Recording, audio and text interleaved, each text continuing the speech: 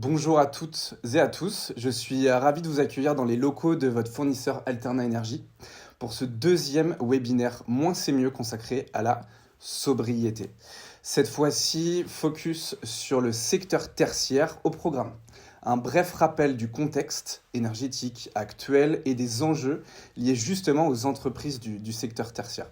Nous vous livrerons nos conseils et moyens d'action concrets pour insuffler la fameuse sobriété énergétique au sein de vos entreprises. Pour cela, j'ai convié Olivia Bertin, responsable du développement commercial chez Alterna. Bonsoir à tous. Et également Marc Compin, qui est expert transition énergétique. Bonsoir à tous. Bonjour à vous deux et merci de vous prêter à l'exercice. J'en profite pour inviter nos clients à poser vos questions. Ça se trouve juste en bas à droite de votre écran. On va essayer de répondre à toutes les questions comme la dernière fois. Olivia, je commence par vous. Pouvez-vous nous dessiner les contours de la crise énergétique que nous traversons actuellement ? Tout à fait. Donc, comme vous avez tous pu le constater, on connaît une crise sans précédent depuis à peu près 18 mois avec des niveaux de prix historiquement hauts. Juste pour vous donner quelques chiffres, les prix de l'électricité et du gaz ont été multipliés par 20 sur les pires moments de cette crise. Le CO2 a été multiplié par 3 et on peut voir que sur les premiers mois 2023, on est à plus de 1 000 euros du mégawattheure, donc des prix historiquement hauts et une crise sans précédent. À cela, différentes raisons. On peut identifier tout d'abord des causes structurelles, notamment liées en premier lieu à l'indisponibilité du parc nucléaire français. On sait que la moitié des réacteurs ne produisent pas, ou en tout cas ne produisent pas à la hauteur de ce qu'ils pourraient produire. Donc ce qui veut dire que l'offre est moins importante que ce qu'elle devrait. Donc EDF s'est engagé dans un grand plan de maintenance et de redémarrage de ces réacteurs. Le planning a été défini. On attend de voir dans quelle mesure est-ce qu'il va pouvoir être respecté. Ensuite, on peut identifier une seconde cause qui est le dérèglement climatique que l'on connaît depuis quelques années. Cet été, on a pu voir qu'on a vécu une sécheresse assez importante. On sait que la France produit beaucoup grâce aux outils de production hydro. Étant donné qu'il n'y avait pas d'eau, ils n'ont pas pu produire. On estime qu'ils n'ont produit qu'à hauteur de 30% de leur capacité. Donc ça veut dire que là aussi, toute cette production n'est pas au rendez-vous.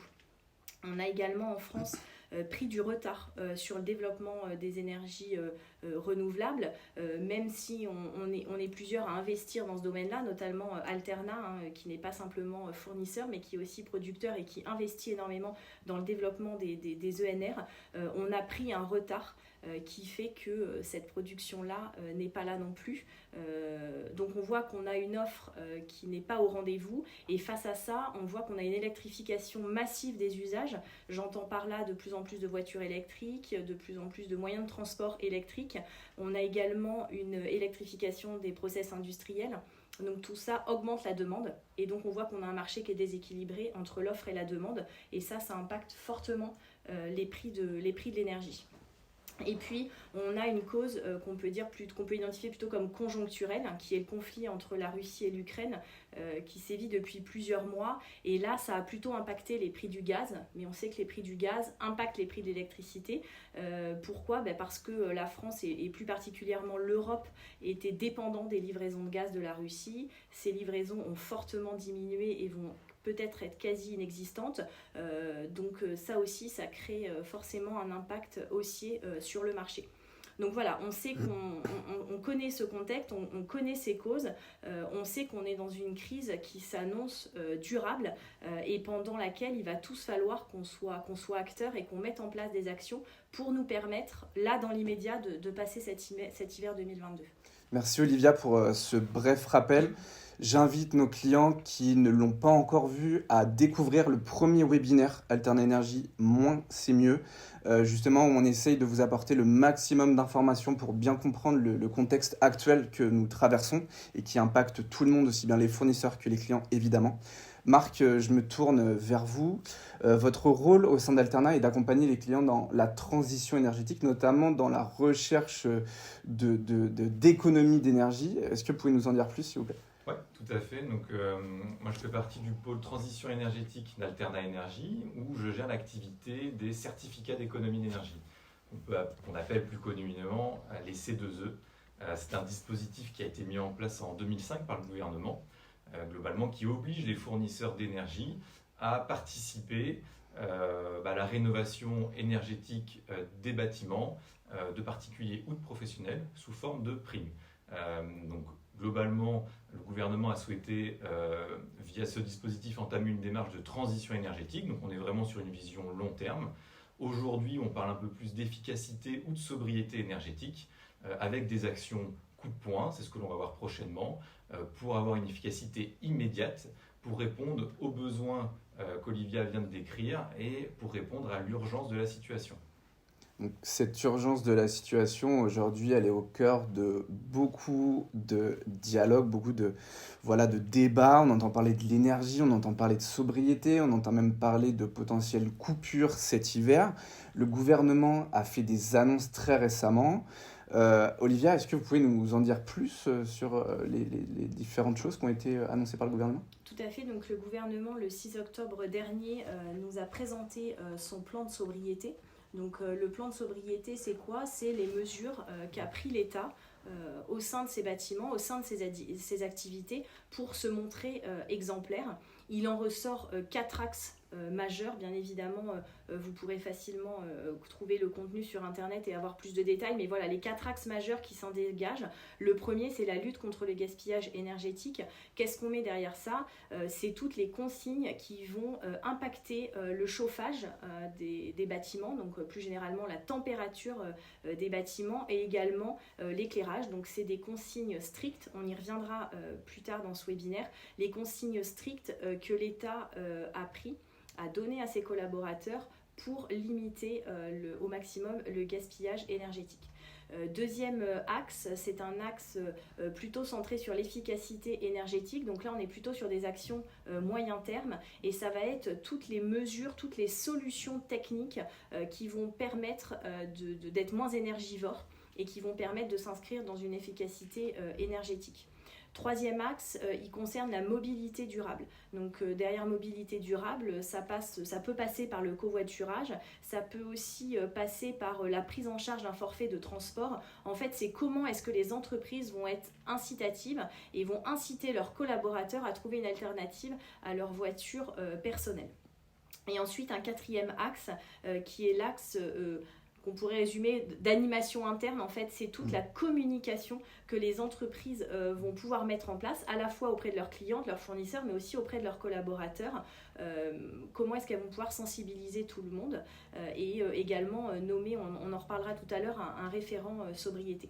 Voilà, donc par ce plan de sobriété, l'État engage toutes les entreprises, bien évidemment, à prendre les mêmes mesures dès à présent. Et le gouvernement s'engage à accompagner ces entreprises. Vous avez le lien qui doit apparaître sur l'écran. Les entreprises peuvent s'inscrire sur le site, sur la plateforme lesentreprises-s'engagent.gouv.fr où le gouvernement va être en mesure de vous accompagner. Voilà. En parallèle de ça, Alterna, la même semaine, a été signataire de la charte des fournisseurs, signée par quelques fournisseurs en France, et qui permet d'encadrer le portage des offres que nous allons faire à nos clients dans les prochaines semaines. Et en parallèle de ça, il a été annoncé également la mise en place d'un fonds de garantie bancaire pour aider les personnes en difficulté. On en saura plus sur ce sujet dans les jours qui viennent. Donc comme vous l'avez dit, voilà, on en entend beaucoup parler. La crise est bien existante, la crise est bien là, la situation est très tendue. Voilà, il y a urgence à agir. Et pour compléter ce que tu dis, Olivia, globalement, il faut vraiment comprendre que notre rapport à l'énergie va évoluer. On va vraiment sur quelque chose de différent. On comprend que la part de l'énergie dans le budget forcément va être décuplée du fait des prix de l'énergie qui explosent. On l'a vu en tout début de webinaire. Donc globalement, l'énergie aujourd'hui, il faut comprendre que il faut vraiment le voir comme un actif stratégique. Concernant le plan de sobriété du gouvernement, ça reprend quasi point par point ce qu'Alterna Énergie essaye et met en place avec ses clients depuis mi-août globalement autour du sujet de la sobriété énergétique avec un plan, et ce plan, c'est le plan Moins c'est mieux. Fameux plan Moins c'est mieux dont on a déjà parlé lors du premier webinaire. Peut-être que c'est le moment, Olivia, de rappeler en quoi il consiste. Tout à fait. Donc en fait, Alterna Énergie, pour rappel, c'est 50 entreprises locales d'énergie réparties sur l'ensemble du territoire français et qui ont une vraie expertise en fait dans l'énergie depuis plus de 100 ans. Donc en fait, on a souhaité vraiment être acteur, on a souhaité agir et savoir comment est-ce qu'on pouvait le faire. Donc on s'est réunis fin juillet pour être précise, et on s'est dit voilà quels sont les leviers d'action qu'on a pour être acteur, contributeur et pour pas laisser cette crise en l'état. On a souhaité pour cela donc accompagner nos clients dans la réduction de leur consommation d'énergie. Donc toutes les équipes se sont mises en ordre de bataille. On a vraiment dédié des équipes à ce plan moins 10 c'est mieux. Pourquoi moins 10 ? Parce que l'objectif qu'on a fixé à nos clients, c'est de baisser leur consommation de 10%. Donc entre les consommations qui avaient été prévues lors du portage de leur contrat versus les consommations que l'on va constater sur les mois de septembre, octobre, novembre et décembre 2022. Et on a souhaité, en plus de les accompagner à faire des économies d'énergie, qui forcément va leur permettre immédiatement d'avoir une baisse sur leur facture, on a voulu trouver un mécanisme incitatif et donc on a voulu trouver un mécanisme pour être gagnant-gagnant via un bonus notamment. D'accord, donc on peut dire qu'Alterna invente plus ou moins la sobriété récompensée, la sobriété incitative. Vous avez parlé d'un bonus pour les clients qui parviendront avec tous les efforts et avec tous les conseils qu'on va vous donner aujourd'hui et qu'on a d'ores et déjà commencé à vous transmettre, à consommer moins 10% par rapport à l'année dernière et par rapport aussi au prévisionnel qu'on leur avait envoyé. Ce bonus, justement, est-ce que vous pouvez nous en dire plus par rapport à tout ça, être concret ? Oui. Et juste avant de répondre à cette question et pour rebondir sur ce que vous disiez juste avant, c'est important de préciser qu'Alterna Énergie est le seul fournisseur en France à rémunérer ses clients pour les économies qu'ils vont faire. On a certains autres fournisseurs qui le font, mais uniquement pour la clientèle des particuliers. Donc c'est important de le dire, Alterna est le seul fournisseur à le faire pour la clientèle des professionnels. Donc vous l'aurez compris, en effet, Alterna rémunère les économies d'énergie qui vont être faites par nos clients dès lors qu'ils atteignent cet objectif de moins 10%. Donc au-delà de la baisse qu'ils vont enregistrer sur leur facture, nous allons leur verser un bonus de 20 € par mégawattheure consommé concernant leur contrat électricité, et concernant leur contrat gaz, nous allons leur verser 5 € par mégawattheure consommé. Et pour compléter ou rebondir sur ce que dit Olivia, globalement, il faut voir que les entreprises ont un réel intérêt, un réel rôle à jouer sur les économies. L'intérêt, on l'a vu avec le bonus, forcément, c'est coût double. En plus de réduire la facture d'énergie en faisant des économies, nous les rémunérons sur ces économies-là, sur l'énergie économisée. Et probablement que les entreprises du secteur tertiaire ont un rôle encore plus important. Alors justement, pourquoi les clients qui nous écoutent, qui font partie du secteur tertiaire, ont un rôle clé à jouer en termes de sobriété ? Alors comme vous pouvez le voir à l'écran, normalement ça va s'afficher, un tiers de la consommation journalière en France, donc particuliers et professionnels confondus, ça provient du secteur tertiaire. Donc c'est une consommation déjà qui est considérable. Si on fait un zoom uniquement sur la consommation des professionnels, la part tertiaire du secteur tertiaire représente 53% de la consommation d'électricité. Donc ce qui en fait le premier consommateur professionnel d'électricité. Si on regarde le gaz, toujours pareil, uniquement sur le professionnel, c'est le deuxième consommateur de gaz sur le professionnel derrière l'industrie. Donc là, on a un énorme volume qui est consommé, donc probablement aussi un énorme volume à économiser. Pourquoi économiser ? Parce que l'on sait, donc via un rapport d'RTE, donc qui est le réseau de transport d'électricité en France, qui nous indique que globalement, il y a des gisements importants, des gisements d'économie d'énergie importants sur les entreprises du secteur tertiaire. Donc c'est pour ça que c'est le moment probablement de réaliser des actions concrètes pour faire des économies d'énergie. D'ailleurs, n'hésitez pas, je vous le rappelle, si vous avez des questions, c'est le moment. Juste en bas à droite, vous les posez, on répondra à toutes les questions. On va essayer, malgré le timing qui nous est consacré aujourd'hui. Bon, il faut faire des économies d'énergie, très bien. Nos clients ne savent pas forcément par quoi commencer. Est-ce qu'il y a un prérequis déjà avant toute action? Oui, avant qu'on rentre dans les actions concrètes, pour nous, le prérequis, c'est vraiment de nommer au sein de votre entreprise un ambassadeur de la sobriété énergétique en fait. Un peu comme le Covid pouvait avoir son référent. Exactement, comme ce que vous avez pu connaître lors du Covid. Donc cet ambassadeur, il va avoir un rôle important, il va surtout être acteur et il va permettre d'être vraiment porteur du message de la direction. Donc en fonction de la taille de votre entreprise, ça peut aussi être vous, ce référent, mais il nous paraissait intéressant de nommer un responsable. Donc toutes les actions ne vont pas dépendre de lui, mais il va vraiment être l'interface entre la direction et les salariés. Il va pouvoir s'assurer que le sens est bien donné, que tout le monde comprend pourquoi il faut agir, pourquoi est-ce qu'il faut mener ces actions. Et donc c'est pour ça que ça nous paraît intéressant de responsabiliser une personne sur ce sujet. Et donc une fois cet ambassadeur nommé, sa première action à lui, ça sera surtout de définir une feuille de route, un plan d'action. C'est-à-dire qu'il va falloir, je pense, ne pas s'éparpiller, mais rapidement définir quelles sont les X actions immédiates que je peux mettre en place dans l'entreprise. D'accord, donc nos clients, en premier lieu, se doivent d'incarner ou de faire incarner justement cette sobriété énergétique au sein de leur entreprise, si je comprends bien. Bon, ok, une fois qu'ils l'ont choisi, ce référent, on est d'accord, il n'est pas expert en énergie, ni même en économie d'énergie. Donc, est-ce qu'il peut se tourner vers Alterna pour avoir des ressources, pour avoir des conseils? Effectivement, dans le cadre du plan Moins c'est mieux et probablement plus largement suite à ce plan-là, Alterna va accompagner ses clients et va mettre à disposition des kits de sobriété énergétique.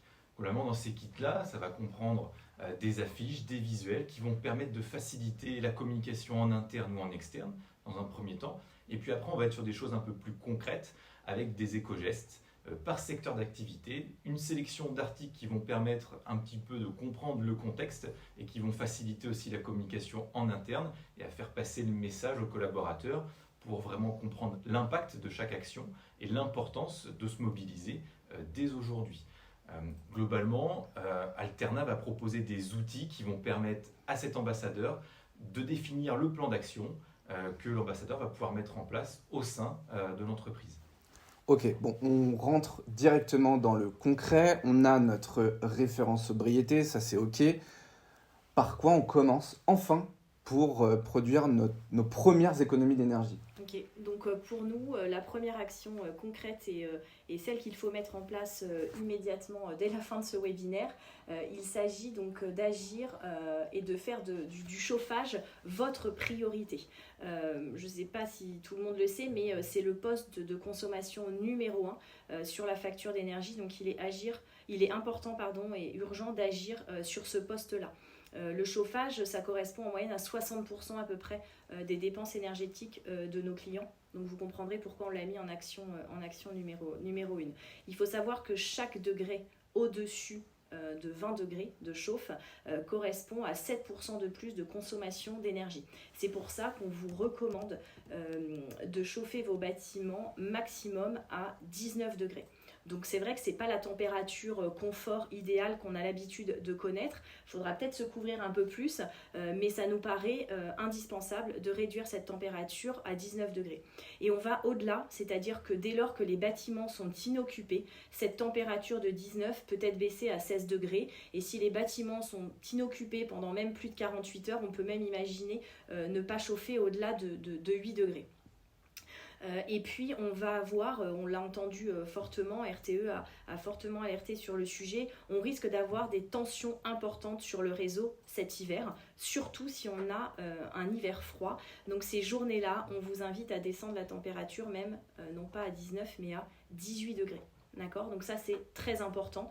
Par rapport, je vous parlais des tensions sur le réseau, il faut savoir que RTE et l'ADEME a mis en place une plateforme qui s'appelle EcoWatt, qui existe déjà depuis plusieurs années. On en entend beaucoup parler en ce moment. Ça. Exactement, on en entend beaucoup parler en ce moment. On peut résumer EcoWatt comme la météo en fait de l'énergie.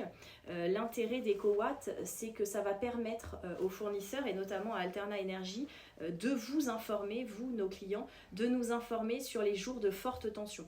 Donc vous avez à l'écran s'affiche le type de mail que l'on va vous envoyer, hein, ça va être disponible à partir de fin octobre. Il va y avoir des jours d'identifiés, donc avec 3 couleurs, vert, orange et rouge. Les jours identifiés comme orange et rouge seront ceux où l'on vous incite fortement à faire encore plus d'efforts et donc à baisser le chauffage à 18 degrés.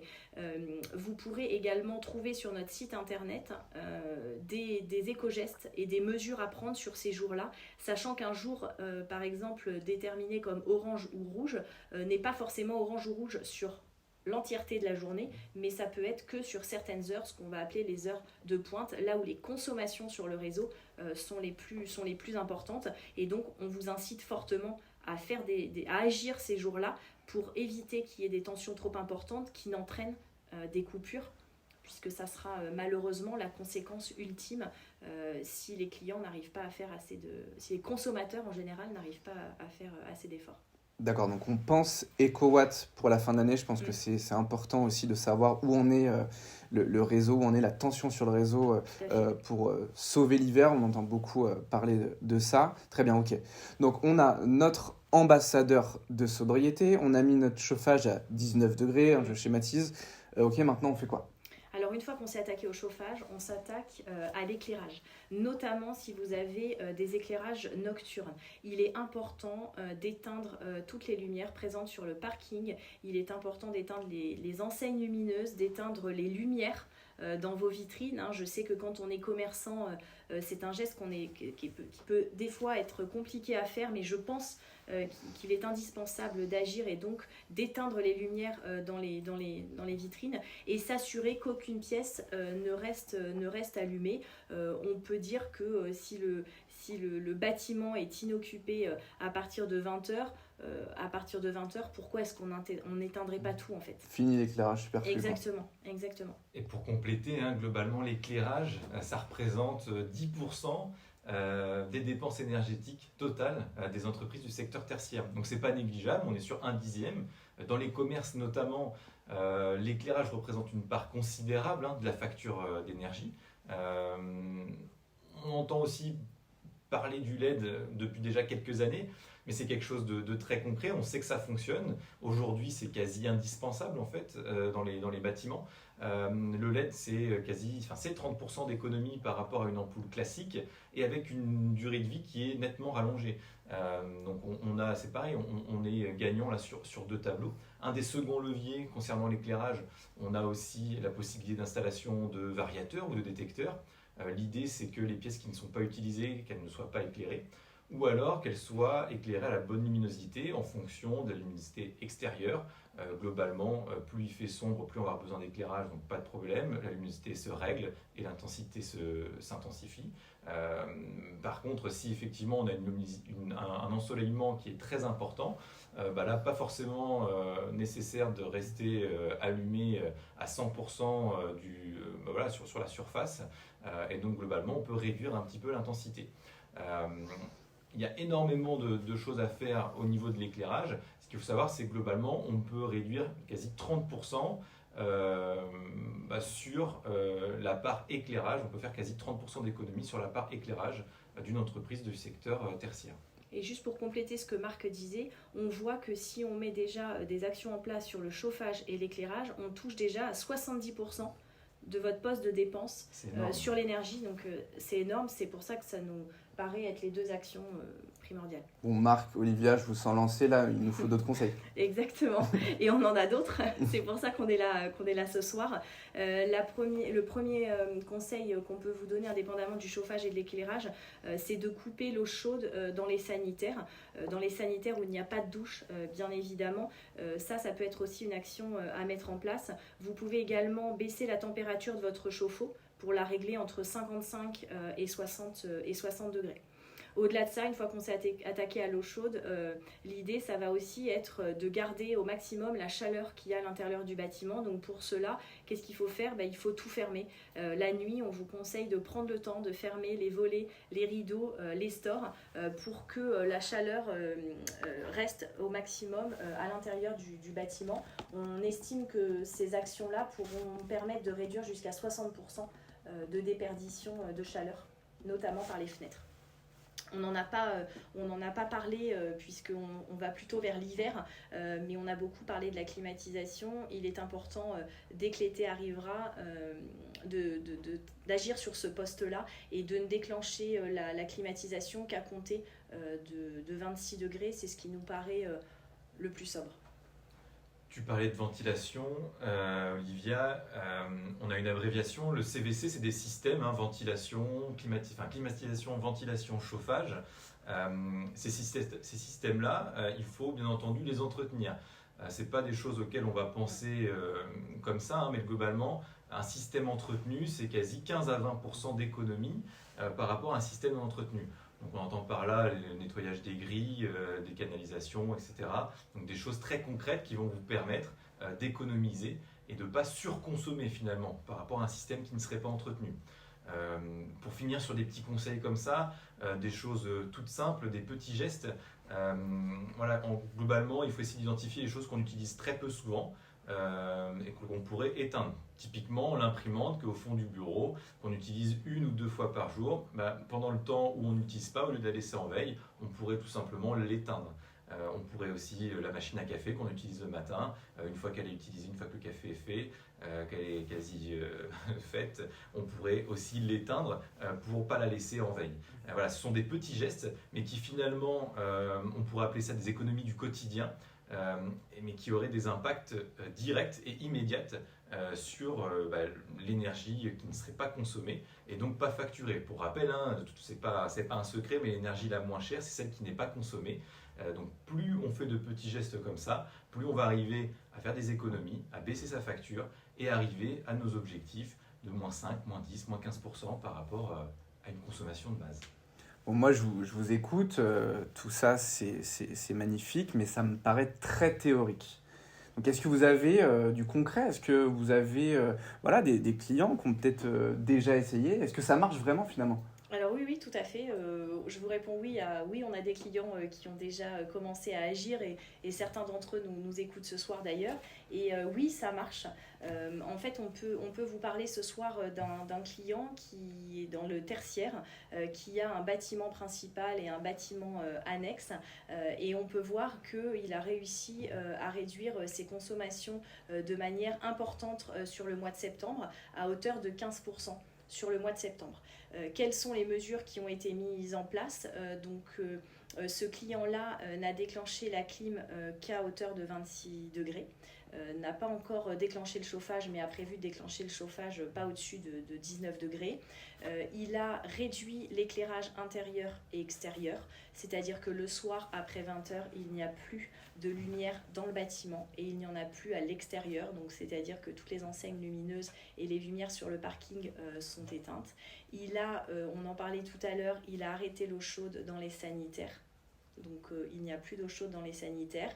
Il a également réduit les périodes d'occupation des bâtiments. C'est vrai qu'il est inutile de chauffer ou d'éclairer le bâtiment s'il n'y a personne avant 8h dans les bâtiments et si tout le monde est parti à 19h. En effet, ça ne sert à rien d'aller au-delà, donc c'est ce qu'on appelle réduire les périodes d'occupation. Il a également coupé le système de ventilation sur ces mêmes périodes d'inoccupation que je viens de vous citer. Et puis, il a réduit au maximum les minuteurs sur les détecteurs de présence. Donc on voit que ça marche et que les effets ont été immédiats sur des mois où le chauffage n'était pas encore enclenché. D'accord, bon là je suis en train de regarder le chat, il y a les premières questions qui commencent à arriver, donc n'hésitez pas, vous avez la possibilité de nous poser toutes les questions qui vous passent par la tête. On parle de sobriété, on parle d'efficacité énergétique, ok, c'est quoi la différence au final ? Alors c'est important parce que c'est des termes qu'il ne faut pas galvauder et qu'on utilise de plus en plus. Donc si on peut résumer la sobriété en fait c'est consommer moins maintenant. Ce sont les mesures un peu drastiques que l'on va mettre en place et qui vont tout de suite avoir un effet et qui vont permettre de diminuer fortement ce que j'ai appelé en début de webinaire le gaspillage énergétique.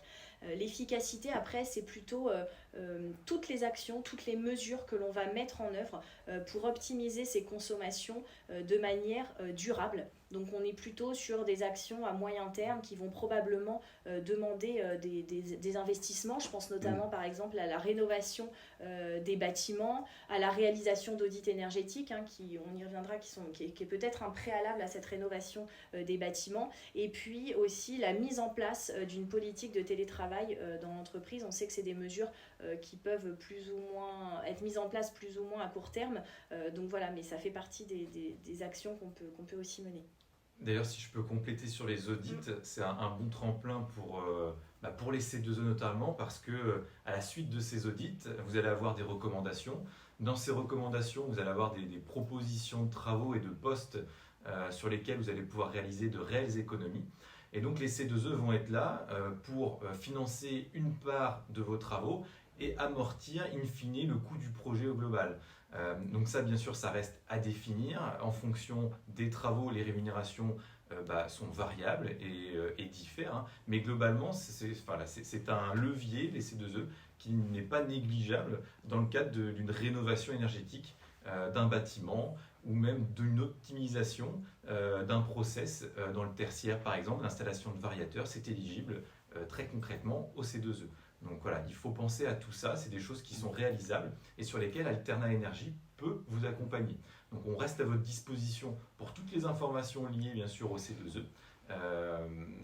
Et il faut également noter tous les efforts qui sont faits en matière de réduction d'énergie pour valoriser encore plus votre stratégie RSE.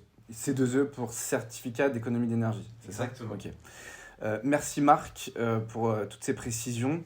Bon, je vous taquine, mais en gros là, on passe l'année, on est sobre et après, ça y est, on peut continuer. C'est le redébut de l'abondance. Non, alors pas du tout, absolument pas.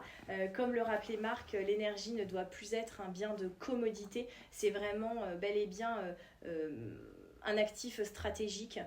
On s'y intéressait peu avant, ça représentait un coût assez faible dans le compte de résultat des entreprises. Maintenant, c'est un vrai sujet qu'il va falloir traiter.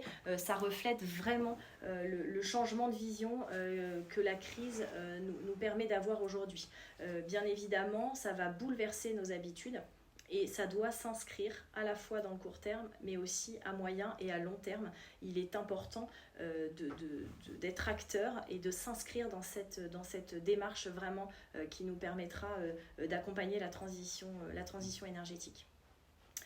D'ailleurs, à ce sujet-là, on a parlé là, des gestes et des mesures à mettre en place. L'État a aussi mis en place des aides, des subventions pour les professionnels. Je pense notamment, puisque c'est aujourd'hui un webinaire dédié à la clientèle tertiaire, je pense notamment donc au décret tertiaire. Tous nos clients qui nous écoutent ce soir ne sont pas forcément concernés. Seuls les bâtiments ou les groupes de bâtiments de plus de 1000 m² sont concernés. Ces clients-là ont jusqu'à la fin d'année pour donner une année de consommation de référence. Pourquoi donner une année de consommation de référence ? Parce que ces clients-là vont être obligés de réduire leur consommation d'énergie à hauteur de 40% d'ici 2030. C'est déjà acté. C'est déjà acté, okay. Exactement. On va être à moins 50% d'ici 2040 et on va être à moins 60% d'ici 2050. Donc c'est pour ça qu'il est important d'agir, il est important de ne pas attendre le dernier moment et d'anticiper au maximum ces mesures-là. On a parlé tout à l'heure d'audit énergétique, de rénovation des bâtiments, etc. Ça passera forcément par là. Ce qu'on vous a présenté aujourd'hui, c'est surtout des actions rapides à effet immédiat. Mais il va falloir s'inscrire dans ces mesures à moyen terme pour respecter le cadre imposé par le décret tertiaire. On a aussi le plan de résilience. Donc, sur ce sujet, Alterna Énergie vous a envoyé un courrier. On vous a envoyé un courrier durant cet été, début août pour être précise. Donc là, pareil, il va y avoir une aide qui va être donnée à toutes les entreprises qui ont un budget énergie qui représente plus de 3% de leur chiffre d'affaires. Les critères se sont assouplis. et vous avez jusqu'au 31/12 pour déclarer et pour demander cette aide. Donc bien évidemment, si vous êtes concerné par les critères, il faut en profiter. Donc finalement, on se souviendra de l'année 2022 comme de l'année où on aura vraiment changé à la fois notre perception et notre usage de l'énergie. Je me retourne une dernière fois vers vous, Olivia. Est-ce que vous voulez conclure ? Tout à fait. Alors, je vais être brève, mais en fait, si vous devez retenir 3 choses de ce webinaire, la première, c'est agissez maintenant. Il y a urgence, la situation est grave, il est important d'agir maintenant. Ensuite, prenez des mesures drastiques, d'accord ? Allez-y franchement, on vous a donné des conseils pour le chauffage, pour l'éclairage. Il est important de ne pas être dans la demi-mesure et vraiment d'agir efficacement par ces mesures drastiques. Et ensuite, la troisième et dernière chose que j'aimerais que nos clients qui nous écoutent retiennent, c'est qu'en fait, ils ont un rôle important à jouer. Marc l'a dit, le secteur tertiaire représente 53% de la consommation énergétique des professionnels en France.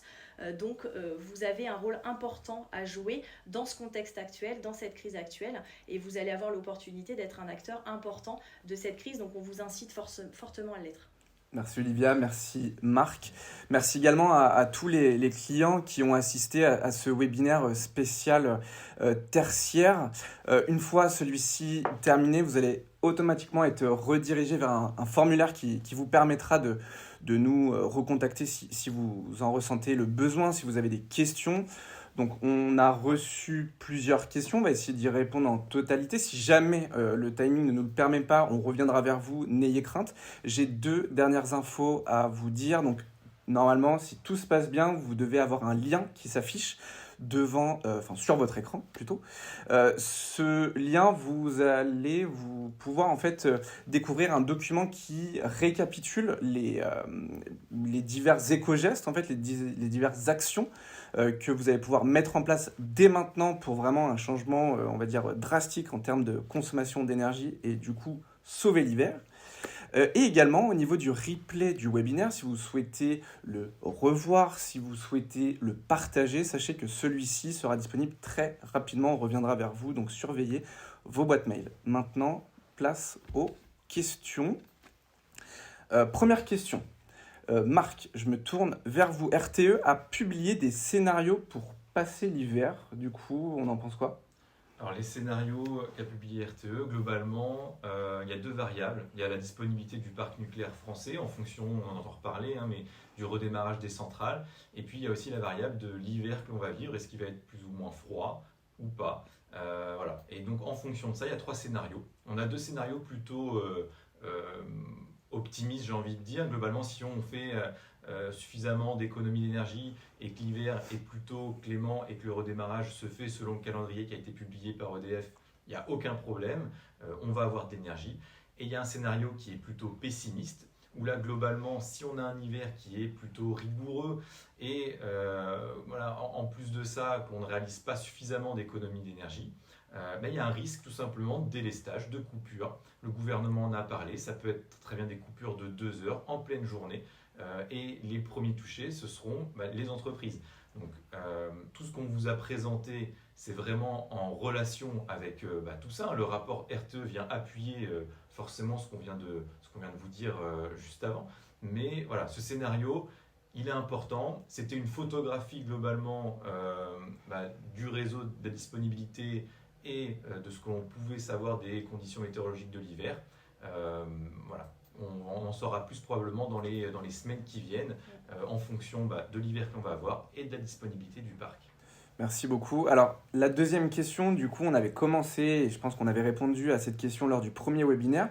Olivia, je me permets de vous la poser. Vous allez pouvoir peut-être, j'imagine, nous en dire plus, mais les prix de l'énergie. Très important pour tous ceux qui nous écoutent, c'est évident. Est-ce qu'ils vont redescendre aussi vite qu'ils ont augmenté? C'était la folie au niveau des prix. Oui, ça a été la folie, ça l'est encore depuis 18 mois maintenant.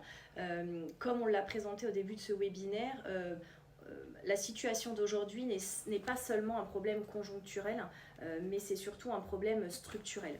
Ce qui veut dire que même si par exemple le conflit entre la Russie et l'Ukraine venait à se régler et à se terminer, ce qu'on espère le plus vite possible bien évidemment, ça ne traitera pas des problèmes structurels qu'on a évoqués. Donc pour l'instant, à court terme, nous n'avons pas de signes qui nous permettent de présager d'une baisse des prix de l'électricité et du gaz. D'accord. Alors, pour la troisième question, on change un petit peu de registre, quoique. On a un client qui nous dit « J'ai prévu de faire des travaux d'isolation.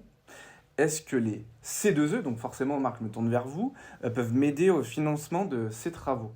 Effectivement, alors bien sûr, il y a tout plein de critères d'éligibilité, de savoir en fonction de la typologie du client, du bâtiment, de ce qu'il souhaite isoler. Il y a plein de critères d'éligibilité, mais globalement, là comme ça, j'ai envie de dire oui, c'est possible, effectivement. Il faut respecter des critères de l'isolant qui va être posé.